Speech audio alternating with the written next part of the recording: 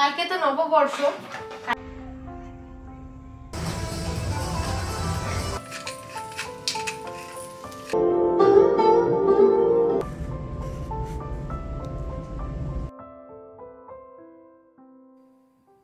শুরু হয়ে গেছে ব্র্যান্ড নিউ একটা দিন। সকাল থেকেই বেশ ঝলমলে আকাশ, ঝলমলে রোদ উঠেছে। আর আমাদের স্কুলের বাইরেটা যেমন ঝলমলে দেখছো, ভেতরটাও আজকে ঝলমলে। মানে সব কিছু ক্লিন করে, সব জল বের করে, সব কিছু শুকিয়ে আবার ওয়ার্কেবল পজিশনে চলে গেছে। সব দিকে যে ক্লাসগুলোয় ক্লাস হবে আজকে সবকিছু গুছানো হয়ে গেছে। তবে এই ক্লাসরুমটা আমাদের এক্সট্রা, তো যা যা কিছু এক্সট্রা হয়ে গেছে সেগুলো সবকিছু তো গুছানো সম্ভব হয়নি, কারণ শুক্রবারের পর শনি রবি দুদিন ছুটি ছিল। তো সেগুলো আপাতত এই জায়গায় ডাম করা আছে। ওভার দ্য উইক এগুলো সব শর্ট হয়ে যাবে। এই দেখো, এই ক্লাসটাও চারিদিকে এর আগের দিন তোমাদের দেখিয়েছিলাম, চারিদিকে শুধু ফ্যান আর ফ্যান, হিউমিডিফায়ার, ডিহিউমিডিফায়ার। আর আজকে সবকিছু ক্লিন হয়ে ক্লাস গুছানো হয়ে গেছে। হ্যালো বন্ধুরা, হ্যাপি মানডে। কেমন আছো তোমরা সবাই? আশা করি তোমরা সবাই খুব খুব ভালো আছো, আমরাও ভালো আছি। সোমবারে আবার একটা নতুন ব্লগ নিয়ে আমি মধুমিতা চলে এসেছি তোমাদের সামনে। ব্লগটা শুরু করেছি কিচেন থেকে, কারণ লাঞ্চ করতে এসে কিচেনে ঢুকেছি এখন। গতকাল মাজতে দেওয়া ছিল ডিশওয়াশারে, সেগুলো তোলা হয়নি। অ্যাকচুয়ালি দুপুরবেলা, মানে হ্যাঁ দুপুরবেলাই বটে, আমরা বেরোবার আগেই চালিয়ে দিয়ে বেরিয়েছিলাম, ভেবেছিলাম বিকেলে এসে তুলে দেবো, সেটা আর তোলা হয়নি। তো এখনই সেগুলো তুলছি, সেই জন্য রান্নাঘর থেকেই শুরু করলাম ব্লগ। কালকে তো নববর্ষ। কালকে কার কি প্ল্যান আছে? আমার তো এমনি কিছু প্ল্যান নেই, একটু বিশেষ কিছু রান্না করারই শুধু প্ল্যান আছে, কারণ ছুটি তো নেই।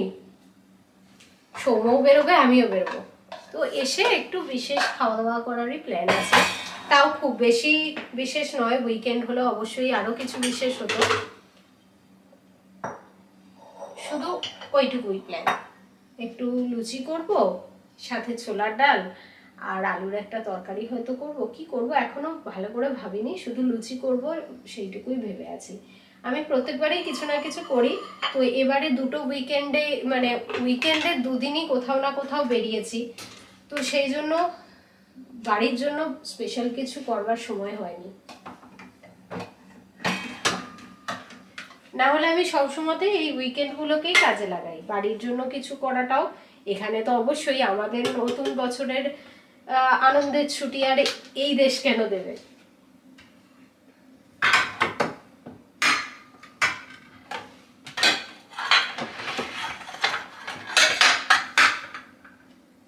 তো কিছু না কিছু করি আমি। এবছর আর মনে হচ্ছে কিছু হবে না। এক যদি পরে শনিবার কিছু করে উঠতে পারি, সেটা অনেক দূরের ব্যাপার। আপাতত আগামীকালই কিছু কিছু প্ল্যান আছে। পয়লা বৈশাখ উপলক্ষে ঘরও সাজাই আমি, কিন্তু ওই পুরোই এই উইকেন্ডটা তো পেলাম না, সেই জন্য একটু হেঁটে গেছে আমার প্ল্যানিং।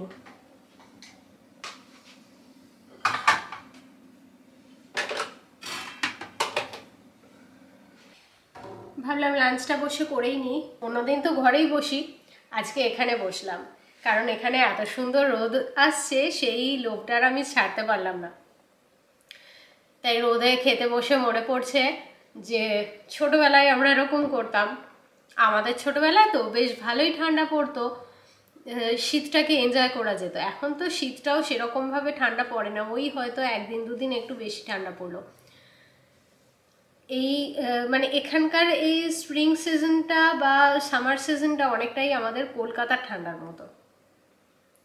আমার খুব ভালো মনে আছে, আমরা ব্যালকনিতে, রোদ আসতো দুপুরবেলাটায়, ব্যালকনিতে বসে খাওয়া দাওয়া করতাম, রোদে পিঠ দিয়ে বসে খাওয়া দাওয়া করতাম, বা দুপুরবেলা ছাদে গিয়ে বসে কমলা লেবু ছাড়িয়ে ছাড়িয়ে খাচ্ছি। এইসবগুলো বেশ মনে পড়ে এখন। এখানে তো ওই কমলা লেবু ছাড়িয়ে খাওয়া ব্যাপারটা খুব কম। এখানে ম্যান্ডারিনগুলো যেগুলো পাওয়া যায় ওই কমলা লেবুর মতো ছোট ছোট এরকম, মানে আমাদের দার্জিলিং লেবু যেরকম, সেইগুলো হচ্ছে এখানকার ওই ম্যান্ডারিন। তো সেগুলো একদম ছোট ছোট হয় আর বেশ মিষ্টি হয়, কিন্তু ওতে একটাও দানা থাকে না। তো ওই ছাড়িয়ে খেতে গেলে ওই ম্যান্ডারিনগুলোই ভালো, মানে আমাদের ওই কমলা লেবুর সঙ্গে কম্পেয়ারেবল। তো আজকে রোদে খেতে বসে সেগুলোই মনে পড়ছিল। আবার এটাও মনে পড়ছে যে সবসময়তেই বলতো খাবারের ওপর যেন রোদ না পড়ে, রোদ থেকে খাবারটা সরিয়ে নিজে রোদে বসে রোদে পিঠ দিয়ে খাও। বাট আমার আর এখন এপাশ ওপাশ সরতে ইচ্ছে করছে না।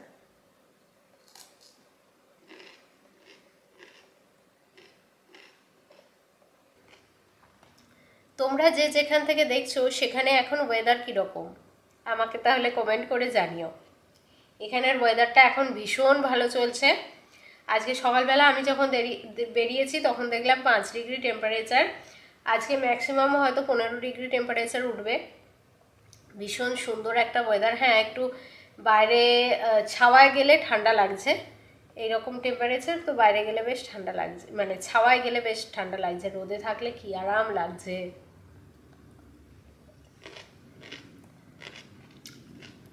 চলো আমি খাওয়াটা শেষ করে নিই।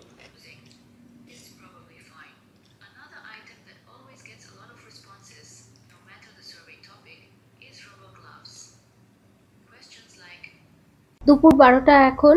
আমি লাঞ্চ বাঞ্চ করে আবার স্কুলে ফিরবো, তার আগে ভাবলাম একটু এরকম ঝলমলে আকাশে আমার ঝলমলে ফুলগুলোও দেখিয়ে দিই। এখন বাজে 3:20। স্কুলের শেষে চলে এসেছি জিমে রোজের মতোই। আজকে তো সোমবার দিন ফুল এনার্জি থাকে 2 দিন রেস্ট নেওয়ার পর। সেই জন্য সবচেয়ে কসরতের কাজটা আমি আজকে করে নিই, টাইমটা কম দিয়ে কসরতটা বেশি করে ফেলি। আজকে আমি করছি ক্লাইম মিল।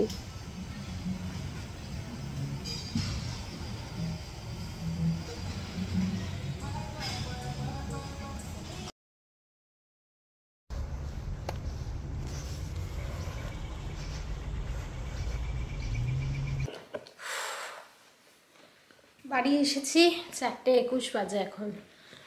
সপে চুলে বাড়ি এসেছি, পুরো ঘেমে যাচ্ছে তাই অবস্থা। এক তো গরম আজকে এত, তার উপরে আমি আবার আজকে ক্লাইম মিল করেছি। সোমবার দিন তাই করি নর্মালি, করে টোরে বিধ্বস্ত হয়ে গেছি। ওদিকে না কথা বলার ক্ষমতা নেই, হাঁপিয়ে গেছি। চলো পরে কথা বলছি, আগে চেঞ্জ করে নিয়ে স্নান করে নিই, পুরো চিপচিপ চিপচিপ। আর তোমাদের আজকে দারুণ জিনিস দেখাবো। সেটা হচ্ছে এই সানডে, মানে কামিং সানডে তো ইস্টার। তো ইস্টারের জন্য বেশ কিছু ক্রাফট বানিয়েছি আমি ওদেরকে, বাচ্চাদের দিয়ে। তো সেইটা কিভাবে কি বানিয়েছি তোমাদের সঙ্গে শেয়ার করব ভেবে আছি। তো চলো আমি আগে স্নান করে নিই, একটু দম নিয়ে নিই। এখনও মনে হচ্ছে আমি হাঁপাচ্ছি, যদিও এখন ওদের একটা চলছে, এখন ওদের একটা অফার চলছে, 10 মিনিট একটা হাইড্রো ম্যাসাজ, মানে একটা বেডের ওপর তুমি শুয়ে পড়বে আর বেডের তলা দিয়ে জলটা একটা প্রেশারে মুভ করছে, প্রেশারটাকে কন্ট্রোল করা যায়। তো সেইটা ঘাড় থেকে পা পর্যন্ত পুরো মুভ করছিল, সেই ম্যাসাজটা আজকে আমি নিয়ে এসেছি। আজকে 5 দিন সবার জন্য ফ্রি, তো সেইটাই আমি নিয়ে এসেছি আজকে। তাতা একটু হাঁপানিটা খালি কমেছে, মানে করেই তো প্রচুর হাঁপাচ্ছিলাম, সেই হাঁপানিটা কমেছে, কিন্তু আলটিমেটলি এখনও হাঁপাচ্ছি। তো এবার আমি গিয়ে স্নান করে আসি। ওদিকে কাঠবেড়ালি কুটকুট করে খেয়েই চলেছে। আমাদের বার্ড ফিডারটা অ্যাকচুয়ালি মনে হচ্ছে ফেটে গেছে কোথাও, সেদিনকে দিলাম অত খেয়াল করিনি, কোথাও একটা ফেটে গেছে, সব সিডসগুলো নিচেই পড়ে যাচ্ছে। তো কাঠবেড়ালির মজা হয়েছে, কাঠবেড়ালিগুলোও খাচ্ছে, পাখিগুলোও খাচ্ছে। অ্যাকচুয়ালি বড় পাখিগুলো ওইটা থেকে খেতে পারে না। বড় পাখিগুলো কালকে তোমাদের দেখিয়েছিলাম ব্লু জে, তো সেই ওরাও খাচ্ছে, কাঠবেড়ালিও খাচ্ছে, ছোট পাখিও খাচ্ছে, সবাই মিলেমিশে খাচ্ছে এখন। আমি এবার স্নান করে এসে তোমাদের সঙ্গে কথা বলবো। স্নান করা হয়ে গেছে, এবার আমি রান্নাঘরে যাচ্ছি। সৌম্যর কালকে টিফিন বক্সটা রেডি করে রাখবো। যদিও কালকে মঙ্গলবার সৌম্য টিফিন নিয়ে যায় না, ওর অফিস থেকে মঙ্গলবারে অফিস থেকেই টিফিন দেয়, কিন্তু জানি না বাই চান্স যদি নিয়ে যাব বলে, তো সেই জন্য আমি রেডি করে রেখে দিচ্ছি। কিছুই নয়, সব কিছুই রেডি আছে, টিফিন বক্সে রেডি করে রেখে দিচ্ছি। কালকে যদি না নিয়ে যায় পরশু নিয়ে চলে যাবে। ততক্ষণ চলো স্কুলের ক্রাফটগুলো দেখাবো বলছিলাম তোমাদের, সেটা দেখাই।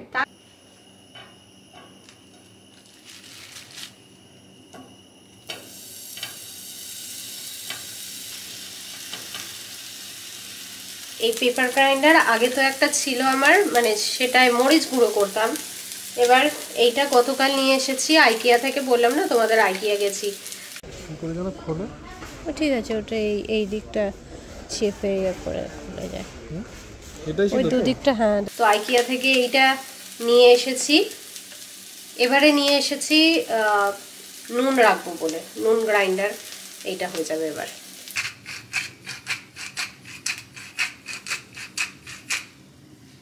সৌম্য টিফিন রেডি করতে করতে চলো তোমাদের ইস্টারের যে ক্রাফট তৈরি করেছি সেইটা একটু দেখাই, আর কেন তৈরি করেছি সেটাও একটু বলি তোমাদের।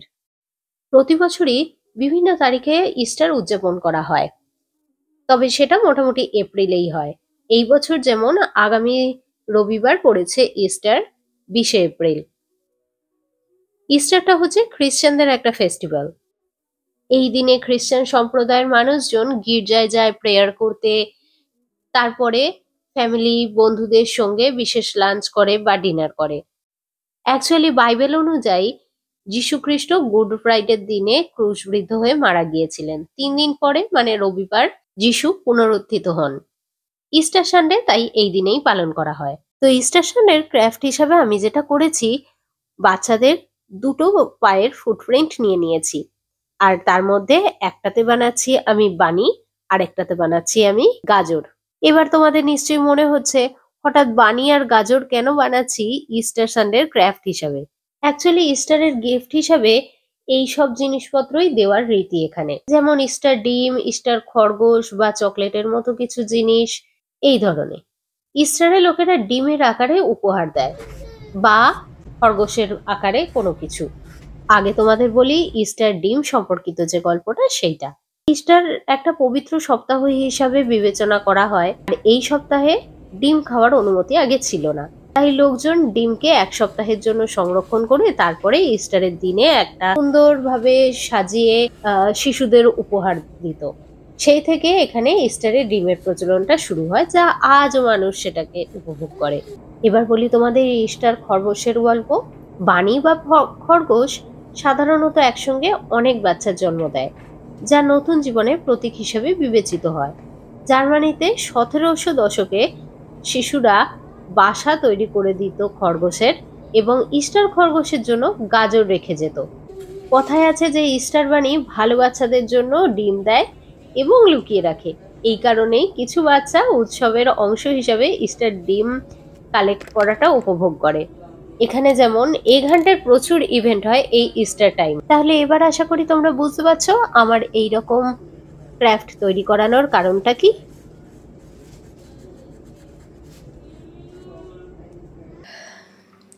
চলো তোমাদের সঙ্গে কথা বলতে বলতে সৌম্য টিফিনটাও প্যাক করে ফেলেছি। ডাল, এখানে মেটে চচ্চড়ি আর জুকিনি ফ্রাই। ফ্রাই মানে জাস্ট একটু হালকা তেলেতে সতে করা। ডান, তার সঙ্গে 2টো রুটি। একটু কাজ সেরে আবার রান্নাঘরে এসেছি। অ্যাকচুয়ালি জুকিনিটা তো তখন গরম ছিল, সেই জন্য প্যাক করিনি, ঠান্ডা হতে রেখেছিলাম। আর রুটিটাও প্যাক করে নিই, রুটিটাও প্যাক করে দিই, সেই জন্য রান্নাঘরে এলাম। এখন অলরেডি 7:52 বাজে, সৌম্য এখনো আসেনি। ফোন করলাম, ফোনও ধরলো না, হয়তো আরও দেরি হবে আসতে। তো যাই হোক, আমি এইসব রেডি করে রাখি আর রাত্রের খাবারটাও রেডি করে রাখি। তার সঙ্গে চলো আজকের মতো ভিডিওটা আমি এখানেই শেষ করছি। আশা করি তোমরা ভিডিওটা এনজয় করলে, আর বেশ কিছু ইনফরমেশনও আশা করি তোমাদের দিতে পারলাম। কেমন লেগেছে ভিডিওটা জানিয়ে আমাকে কিন্তু কমেন্ট করো, ভালো লাগলে লাইক করো, শেয়ার করো। আবার পরে দেখা হবে তোমাদের সঙ্গে। তার মধ্যে সবাই সুস্থ থেকো, ভালো থেকো, হ্যাপি থেকো। আজকের মতো টাটা তোমাদের সবাইকে।